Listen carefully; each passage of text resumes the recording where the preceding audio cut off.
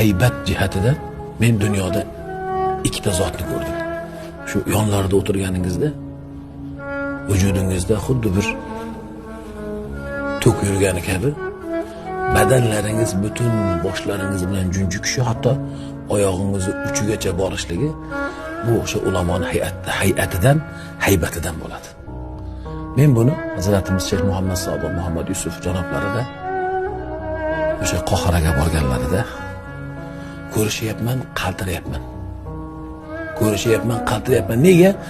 Takrorlayman. Siz bu yoqda ko'rardingiz Hazratimizni. Hazratimizni shu Toshkentda deya, O'zbekistonda deya bilardingiz. Biz u yoqlardan ko'rganligimiz uchun u zot nahotki o'sha zot bilan biz ko'rishyapmiz deya, mana shunaqa qaltiroq olib ko'rishgan bo'lsak, yonlarida o'tirdik 2 soatdan oshiq ilk o'tirishligimizda. O'sha asnoda faqat menda shu holat bo'ldi.